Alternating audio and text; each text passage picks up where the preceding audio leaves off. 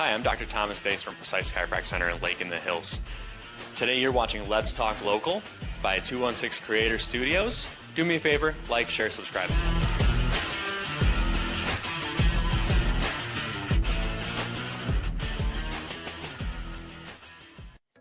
Hi, I'm Dr. Thomas Dace from Precise Chiropractic Center in Lake in the Hills. For 20 years, my team and I have been helping people find real relief to their back pain and neck pain without the need for drugs or surgery.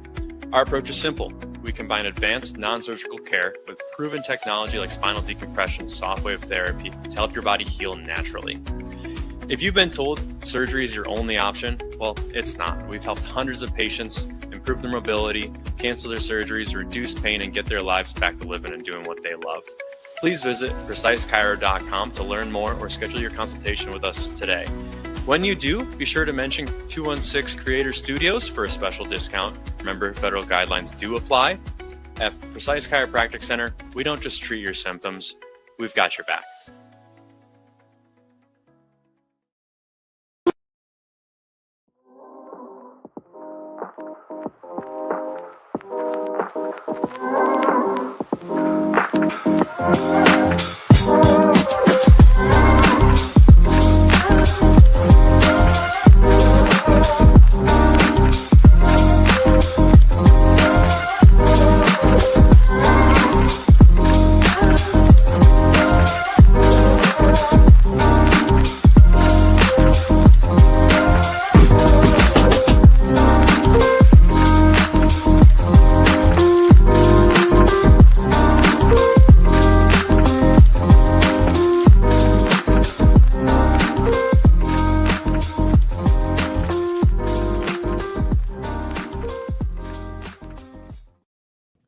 Welcome back, everybody, to another great episode here of Let's Talk Local. Hey, listen, if you like what you see here, make sure you go to the old YouTube, 216 Creator Studios.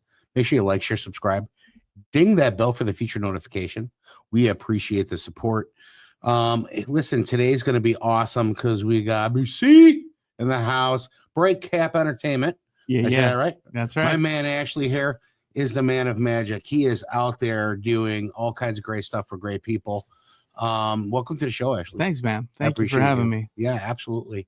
And you know, the truth of the matter is a lot of people out there right now in their companies, and they're like, I can do this. I got my cell phone. I'm going to go create our marketing and everything else versus try to go to that third party. And it's important to kind of look outside your own spectrum, because what you like, it's not about what you like. It's about what the public can see of you, correct? Yeah. And you're the man of magic. You're a director, amateur movie maker, to, you know, that big dream one day to hitting those theaters.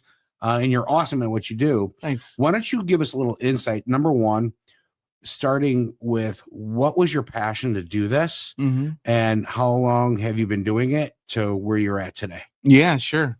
First, thanks so much for having me here, Drew. Absolutely. It's an awesome studio that you got here and what you have going on at 216. Yeah, so I appreciate you, man. Very excited for you guys, and you know how you're going to continue growing.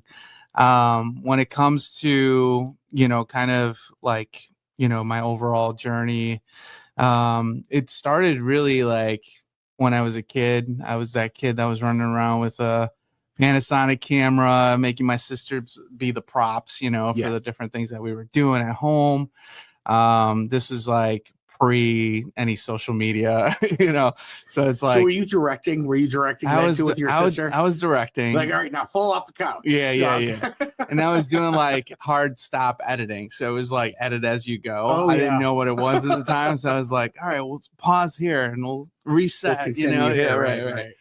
So so I was that kid growing up. And then in high school, junior, senior year, I did musical theater for a couple of years. Really enjoyed it. I just always liked the concept of like storytelling, right? And how storytelling is so influential in people's lives, everything, right? Yep. So it's like you're watching a movie, and a movie can transform the trajectory of your life. It's kind of 100% crazy when agree. you think That's about right. it. You know, how many people get inspired by a movie or a show or something to go out and do something, you know, whether that's like you get inspired by Forrest Gump to run or you get, you know, you're watching some sort of sci-fi that inspires you to get into technology, you know, like that's the power of storytelling. Motivational speaking, you name it, business. Absolutely. And when it comes to business, like here, we don't pitch. Yeah. We tell our story. Yeah. Yeah. Because people want to know. That's why we created the show. Yep. We want to know your story. Yeah. Because your story tells who you are as a person and the kind of business that you run. And once you build that relationship, Yeah. why would they go outside of you to do anything in that space? Right. Right. Right. Yeah. So so that's what it was for me. It was like just getting into like falling in love with storytelling in that format That's of awesome. like watching shows and movies. I didn't really start pursuing it on a professional level, honestly, till about 5.5 years ago. No. So I went through, you know, the typical blueprint for I'm a millennial, I'm an older millennial. So it's like in our generation, we were the last generation that had like a blueprint for our life, which was like you go to high school, go to college, Life scripted. right? And then you get your degree, you get married, you work for a company for 40 years, then you retire and die. So that was the script, right? Listen, so I as a Gen Xer, I know that script. You very know well. that script, right? And so so I went to college and studied something I didn't want to study because, you know, I wanted to honor my parents and make them feel secure and knowing that their boy got a degree, you know, and is doing the things that he needs to do. But, you know, throughout my journey, it was very much I worked in financial services. So I worked in banking for a while, was a business banker, branch manager, things like that. And then I also did life insurance for a bit. I worked in restaurants. I worked in, you know, I was in bands. I, you know, did all sorts of different musician things as well. Is that correct? Yeah. So I'm a drummer too. So drummer, and I love singing. And so you know, life has a weird way of taking everything that you learn throughout it. Yes. And you find yourself at a crossroads of like, what do I do with all this stuff? You know, and I knew years ago from working in the corporate space, I also worked in biomedical. So I was a biomedical technician for a Fortune 100 company. Wow. And after a few years of doing that, it became evident that there was no future for me where I was at, because there was a lot of bureaucracy and a lot of things that were going on in the corporate space, right? It's like, surprise, surprise, bureaucracy in corporate America. Told over and over again for most people that I talk to. Yeah. Yeah. And so because of that, that really lit a fire in me to go like, what is it that I can do where I can control kind of my destiny and what I do going forward? And through a set of crazy circumstances, I just ended up one day getting an email from an older acquaintance of mine. And he said, I wrote a 14-page like script on something. And I know that I had a little bit of experience doing some TV. Yeah. So I did one season of a reality show out in East Dundee called Best in Bridal. And I operated a bridal salon out there for a couple years. And that was one of my clients when I was in banking. So I ended up quitting my banking job and working for this bridal salon for a couple of years because I threw caution to the wind. You know, I just have this creative, like just heart that wants to do stuff and be creative with it. And so the opportunity came to do a reality show. So when we were on set, we probably filmed for about four months, right? Back in 2014. And during those 4 months, we were working probably like 12-hour days of filming, you know, on and off for weeks on end. And every time we would be there, I wouldn't always be necessary because, you know, I wasn't in every scene. I wasn't the star of the show or anything like that. I was a supporting actor in it or a supporting reality personality on it. And but I would always ask questions. So I got a chance to meet the crew, the sound guy, the lighting, the camera people, the director, the producers.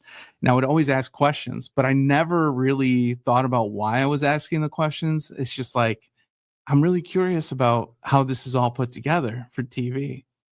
So I asked a bunch of questions. So based on that experience, once the show got a 14 episode slate, I think they only aired like 8 of them. All 14 are out there somewhere. They've played in like Asia and South America, in the UK. We were on Disney Plus for a couple years. And so after that experience happened, I actually went back to biomedical because we didn't get picked up for another season. Started dating my now wife at the time. Right. Had to get serious about certain things like insurance. That's kind of important. Yeah. Security. Yeah, exactly. Yeah. And so I went back to biomedical, but then everything happened within the corporate space that made me rethink about what can I do to take control of where I'm going to be headed. If I want to create a career, what would that look like? Nice. And then this script came to me, and it was a 14-page script that had a couple scenes in it, and it was about like the trades. So it was a union electrician on his first day of being an apprentice with a bunch of journeymen, right? And then throughout that experience, a couple scenes that showed kind of the pranking that goes on in the trades, and blue collar work, like where you got the rookie, you got the kid that's green stuff in the background happening too. Yeah. It's kind of a smart tag. Yeah. And so, and he actually, the guy that wrote it, he actually is speaking from experience. So he is a union electrician. And so he was just kind of venting, like, he was going through some stuff. His wife was going through some health issues at the time. And it was his way of like, just getting stuff out. He was vetting it out. By writing. Yeah. And he ended up writing a couple funny scenes. And so he's like, what do you think about this? And at the time I read it and I was like, I wasn't sure if it was a drama or a comedy. And I was like, all right, let's clear that up a little bit. But I saw the potential there in terms of, I see good characters that can be developed into great characters. And then there was something in me that was like, why don't we just sit down a couple days a week and work on this? Right. Nice. And so as we were working on this, I was still working my biomedical job, but I would go to his house after, and I would basically just sit down with him and go, what are some other supporting characters? What are, the story arcs that we can put within this, bounce it off of some people that we knew that were in acting, that were writers. And eventually that 14 pages turned into a 40-page script. And when it came time to figure out what to do with it, 2 brains on it. It was like, what do we do with this thing? And that's when the light bulb hit. And I was like, when I was like 16 years old, I wanted to start a production company. I think this is that window. And so that's how BrightCap Entertainment started. It's at the very beginning of it, we had myself, the guy that wrote this show, which is called Sparky. So myself, Dallas, Madrid is the guy's name that wrote it. And then 2 other guys, Mason, Good Turney, and Alex Cobb. And we were guys that would always meet on Zoom, have conversations. All of us wore a hat. So, and I thought we were pretty bright. So I was like, BrightCap Entertainment, just the hardest thing I think in this whole journey has been trying to figure out a name for the company. Always is. Yeah. So, but I also like the concept of like Bright. We're starting with a production that is centered around an electrician, so it had a double entendre, type of meaning. And yeah, man. And so when it came time to like start this thing, we started it with that production and we casted, we had table reads. I was still working the biomedical job. This was at the beginning of 2020. And so then the pandemic hits, right? We're right before we're about to do our first table read, and we shifted everything to Zoom. So then like everybody else, Zoom was this new thing, everybody else was using whatever was before that. And we started using Zoom, doing the table reads that way. And throughout that process, what COVID did was that it actually afforded us more time to learn. And so by the time that we were ready to begin filming what would be a pilot concept episode, July came of 2020 and we were ready to film. And that's when we went into like one of the phases that we had where you could have more than a certain number of people in a room. So then we'd have like a skeleton crew along with a couple actors, making sure our protocols were right for COVID and all that stuff. Not breaking those rules. Right. Not breaking those rules. Very intentional about that. And then we just started filming, man. You know, it was an awesome experience. And I quit in June of 2020. So a month before I started filming, that's when I quit my biomedical job. I started the LLC in June of 2020 as well. And that's been the pursuit ever since. Has been, I use that to get myself into more, you know, productions by showing the quality of work. That ended up being a proof of concept. Love it. And then that has perpetuated into even more and more work. And now over the last couple of years, it's just been focused on developing like stories that come from places that are, you know, small businesses, you know, corporate spaces that all have stories, you know, and we've just been helping them share a story in a way. That's entertaining, right? That's right. We're an entertainment company, but at the same time, that has a good message behind it. Yes. Like, this is why we want to do this. You showcase their image, and the passion that they have. You know, some of the special talent that I've seen, and going back to the original statement I made, a lot of people in their business are like, "Well, I have a phone, as a camera." What they don't realize is they can do all that stuff, but that's not what they do for a living. Their mission critical process for their job is their job. You know, if it's a business owner, they're supposed to be on top of their business and hopefully taking care of their employees. Going back to the corporate industry, there's some corporate businesses out there that really look out for their people, and there's a lot that are just you know, you're just a product, their product. So therefore, you have to kind of, you know, for you, it's like, let's go. I mean, you did all the work. You still stuck with your job, and people think that being an entrepreneur is like, I can work whatever I want and I can do it. They don't realize the struggle that goes with it. Now all the accountability falls on you. You have mouths to feed at home. You need insurance. You need that security. You want to get married. You want to create the life. You might now live an unscripted life, but you're writing the script as you go. And therefore you have to foresee the problematic situations that come and those hurdles that come. What I love about you is you're like, I tripped over 3 hurdles, but let's go. You don't let it affect you. You can't let it affect you. You can't let it take it personally.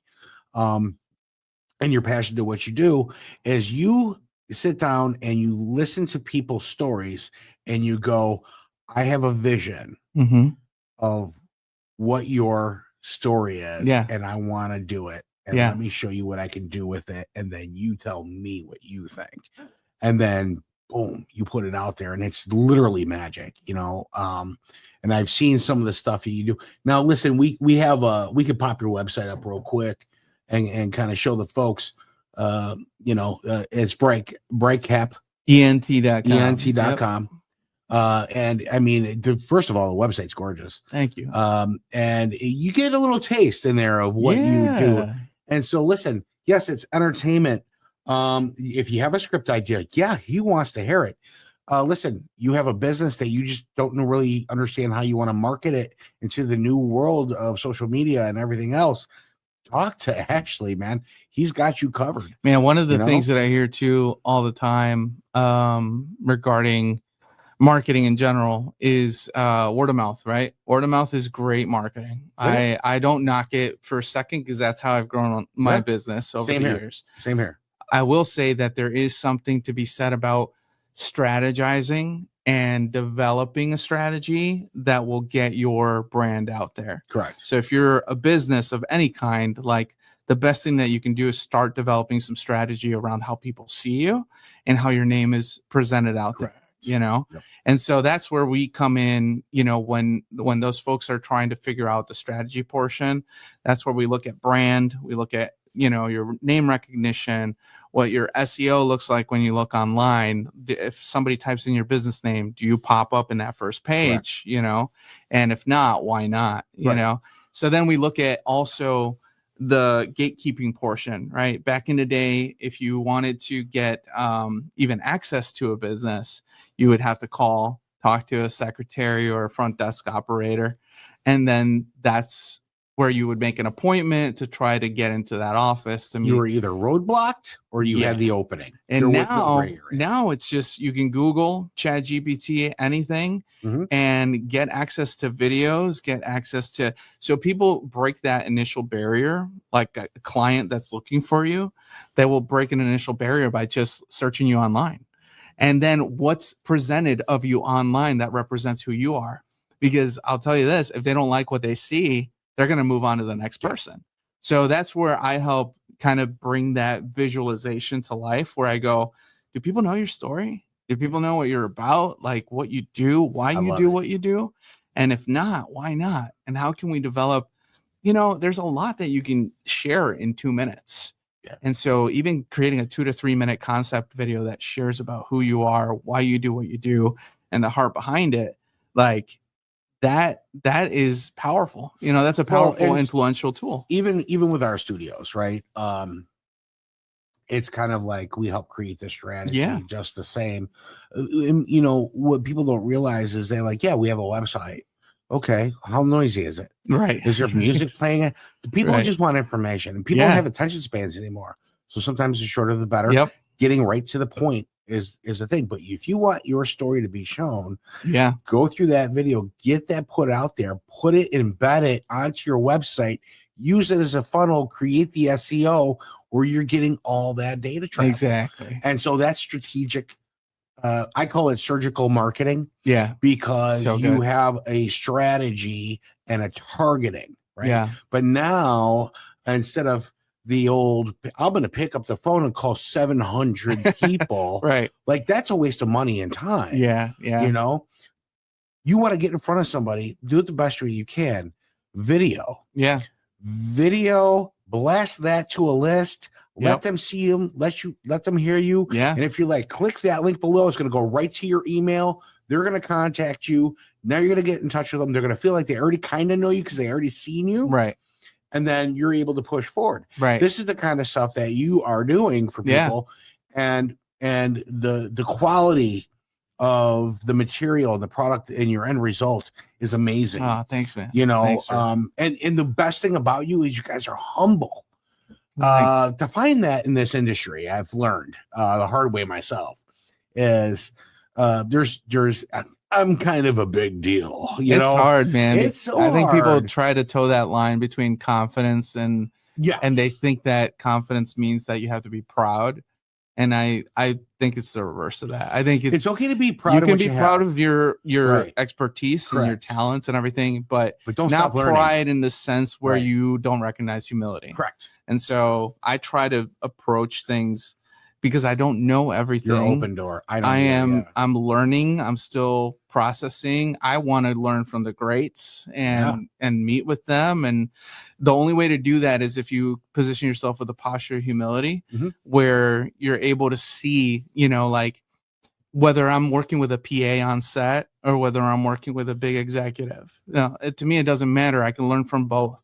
And at the moment that I think that I know more than somebody else, I'm no longer positioned in a way that... You're closing the door for education. Yeah. You have to stay open and willing to accept failure, number one. Absolutely. And number two, criticism. Yeah. Criticism, listen, I'm being the crazy Italian that I am. Yeah.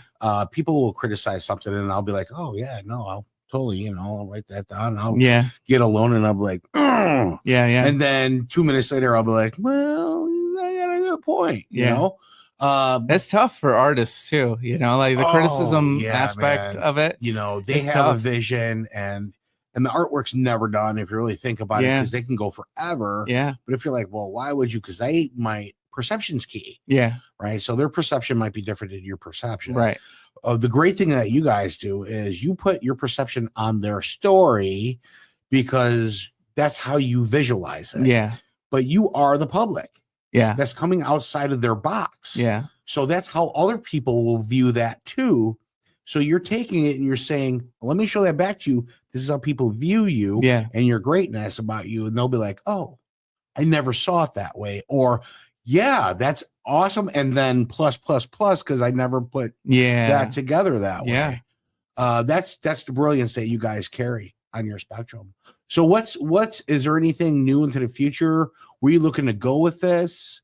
And the best way to get a hold of you for a lot of these viewers and listeners. Yeah, for sure. I mean, where we're headed towards the future is really like focusing on helping out that corporate like market, and small business market. So over the last couple of years, we started out, when I started out originally in a partnership, and now I independently own BrightCap Entertainment. So once that shift happened, I really had to start strategizing about like, where are we going to make bigger impact, and also at the same time, like find ways of creating consistent revenue for the company.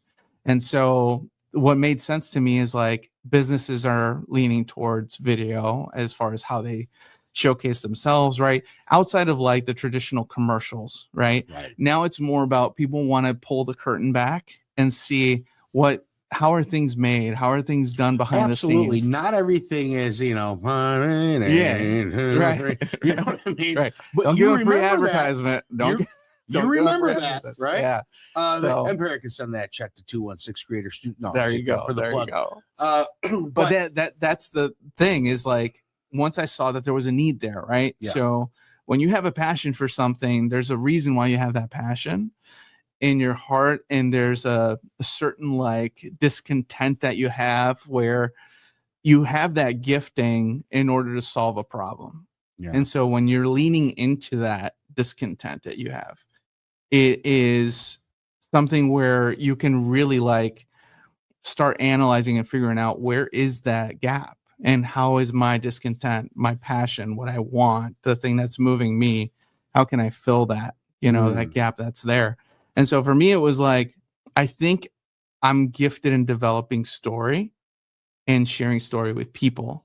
And there's a lot of stories out there. And that's honestly what drives me, Drew, because like my big passion is, and I told you this before, my big passion is to create a movie. I want to create a film about my dad's life. Yes. So my dad has an amazing story that is, I'm excited about. You're talking about influential, like his story is influential. He was a guy that as a kid, he grew up having polio and muscular dystrophy, and he lived in upstate New York, in New York City, but had to be hospitalized in a children's hospital in upstate New York. That whole journey of him being a kid from the ages of about 3 or 4 years old till about 8 years old, my grandparents having to visit him weekends, only, or he would travel down to Manhattan on weekends only. There is a very amazing story behind his healing. He was actually healed from both muscular dystrophy and polio. And in one fell swoop in a weekend, he was down by my grandparents. So I want to share that story with the world, because that's the story that's affected me my entire life. And he passed away in 2008. And legacy is very important to me. Yes. I got me too. 3 boys at home and 1 on the way. And so congratulations. Thank you. So I'm just, I want to honor like those that came before me and those that'll come after me. And I think this story is a catalyst for our family and for people to be inspired to know that there is something else out there for them that can really bring them like fulfillment in their lives. And so I use all this to say that I noticed that there was a gap when it came to how businesses that were started by, whether it's small businesses or corporations, there's a gap in how they're connecting with people. And so storytelling is the best way to connect with people, because people don't like connect to your story because they like your story necessarily. They connect to your story because they see themselves in it.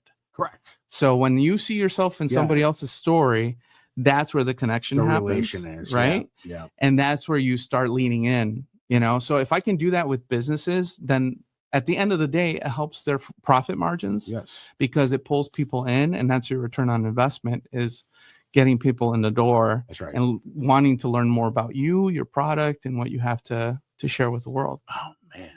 So that's where I'm heading right Dude, now, in that trajectory, I love with it. the long-term goal of creating, movies. I want to get in all the spaces when it comes to art. So I want to do media, I want to do TV. I have big dreams about music Yes. as well, providing people like you do, you're providing bands and artists local to the Chicagoland area a space like this awesome space where they could come in, record their music, do the things that they do.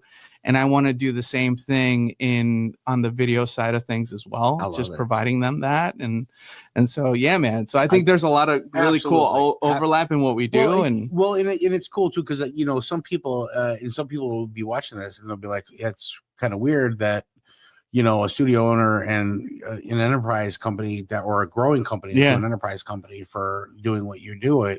There's serious overlap. We have the same mindset in a lot of ways. At 216 Creator Studios, there's no competition. It's just partnerships we haven't made yet. Yeah. And there's obviously a lot of collaboration that we were already talking about doing, which is fantastic. I love the fact our mission is to help as many people as possible. Mm-hmm. If it wasn't, Let's Talk Local wouldn't be a free podcast. Yeah. To bring people in to tell their stories. It's so good. To push out there, so to gain awareness.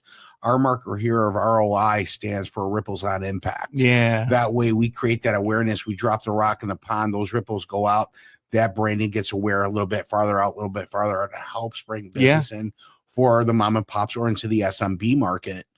And companies like yours, we're already talking about passing that football over a little bit and seeing how we can roll that as a system, which is fantastic.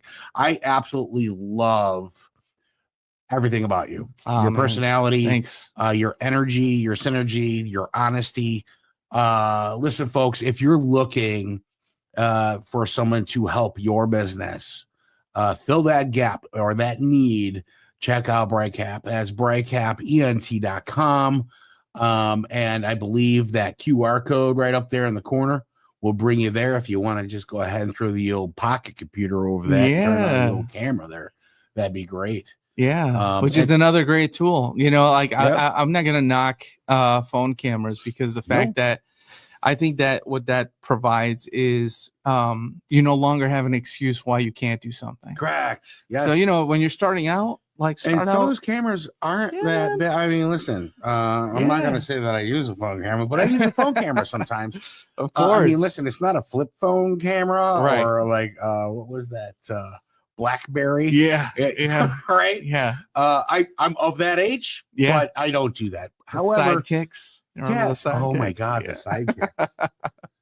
If you were to do that and you have a budget, I get it. Yeah.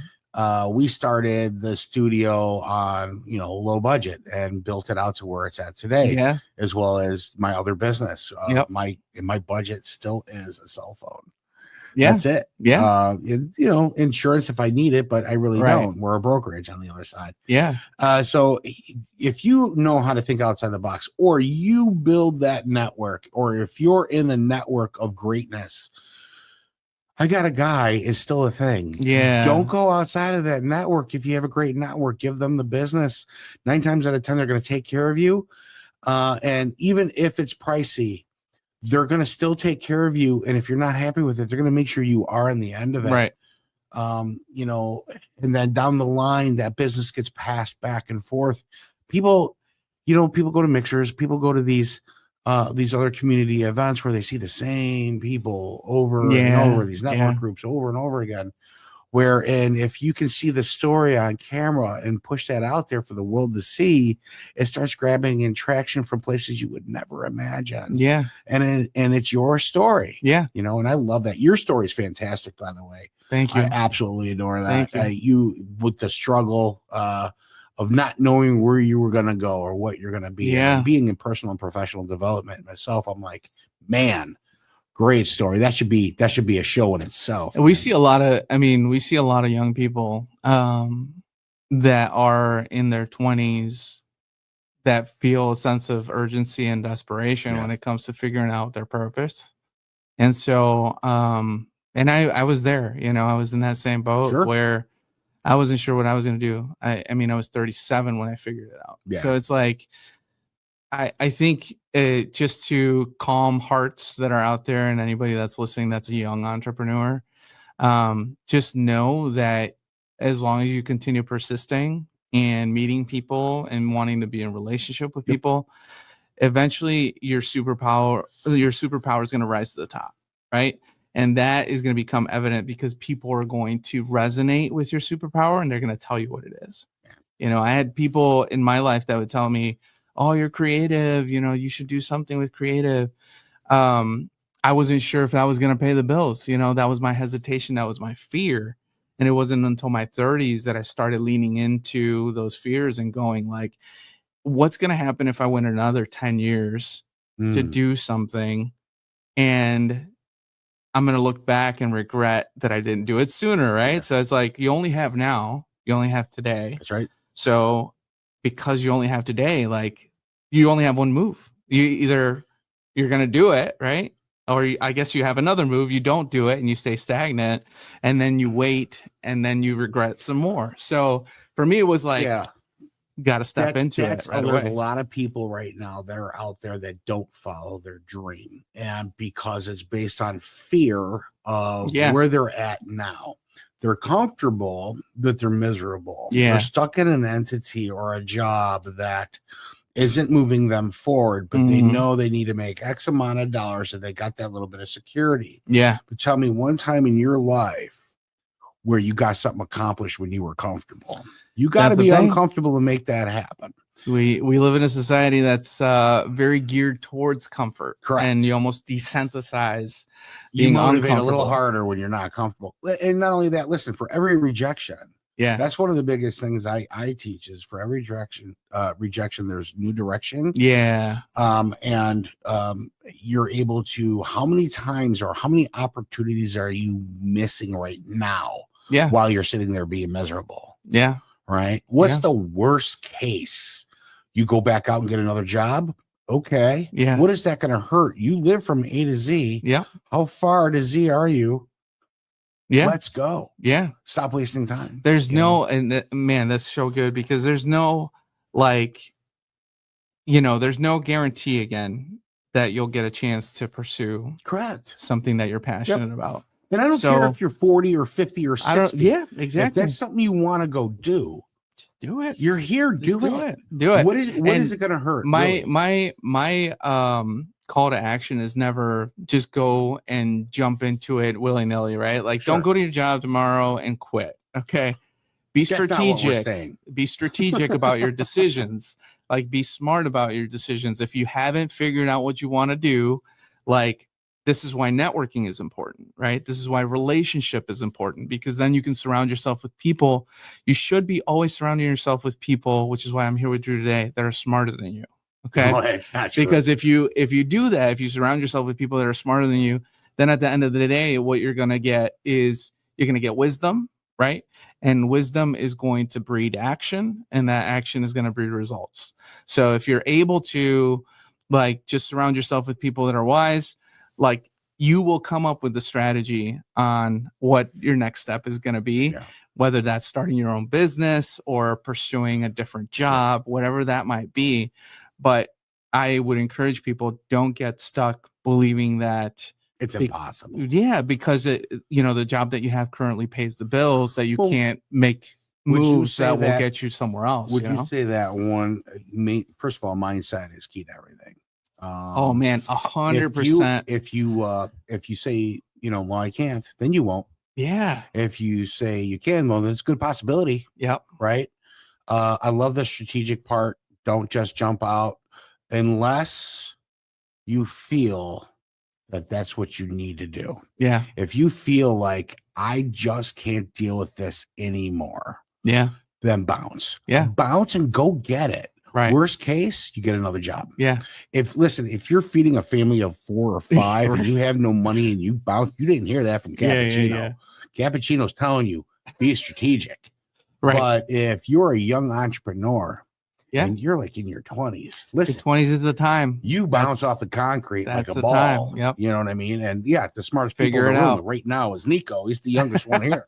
You know, that's right. And if I didn't have it, I learn from him every day, and I have to. Yeah. I might have experience on things, but he's just like, that's not how we do things. We live in a day and age right now, anymore, man. Drew. Like we live in a day and age right now where we're seeing Gen Z has been to a generation to go, we're going to step into those spheres. You know, we're going to step into that entrepreneurship mindset and break the mold that you and I grew up with, where it was like, this is what you got to do, you know, boom, boom, boom.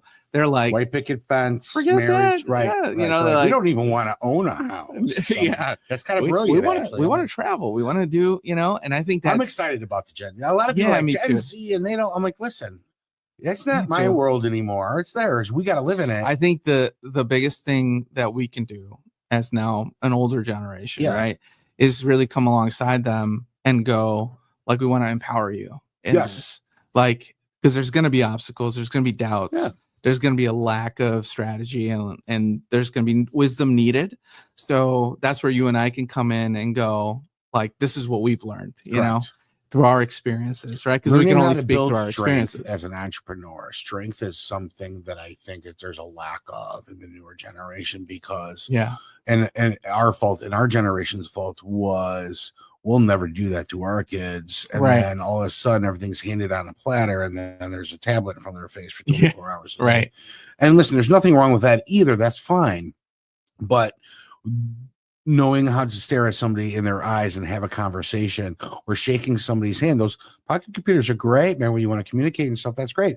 But it's okay to go out there and meet people and shake a hand, look in their eye when you talk to them, and those strengthening points. That's where I get excited because they can teach me all new world stuff and I can teach them how to gain strength in order to do that. But instead, some of our generations out there being like, these kids today. I'm like, you just sound like, get off my lawn. You might as well say that. But we heard it growing up. You remember that? Did. We heard that growing up. And like, I don't believe this generation. I don't believe in any of that. I believe that we're here to help mentor. Yeah. We're here to help gain strength and pick up when fallen.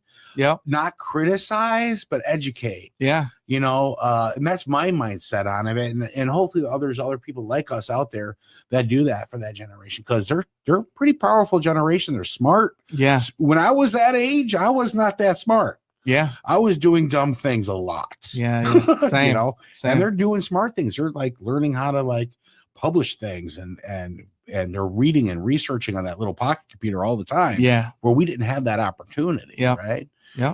So I'm excited about that, but I can't wait to see what your next step is. Oh, thanks. Out there in the world of media. And so keep us in the loop. I'm sure we'll circle back with you to see where you're at. And a couple other podcasts. I'd love to have you on just to chit. We got a couple personal development ones. Don't miss The Ground, 7:30 a.m. on Friday mornings, which is great. It's just about life. It's like Seinfeld. Oh, I love that. It's about nothing and everything. I love that. Yeah. And it's a live stream, so we have a good time with that. So good. And then we have a new Stories of the Pair now coming up here in November. I want to say the 16th of November, which is good. It's our little paranormal show. Awesome. That we have here, Connecting the Dots with Karen Owens. Stay tuned for a lot of the other shows. Check us out at the old YouTube there, 216 Creator Studios. We have playlists. We have them all lined up for you to check out. Make sure you like, share, subscribe, share with your friends. We do appreciate it. Ashley Ephraim, you are the best, my man. Drew, thank you. I appreciate everything that you do. Nico, thank you so much to you too, young man. So that's a kid that's going some places, man. Oh, for sure. God, I 100%. So. I'm going to throw him up over my head and raise him to the stars if I can. So good. You know, absolutely. Well, check it out, folks. That's time for today. Until next time, you know, let's talk local, but listen global.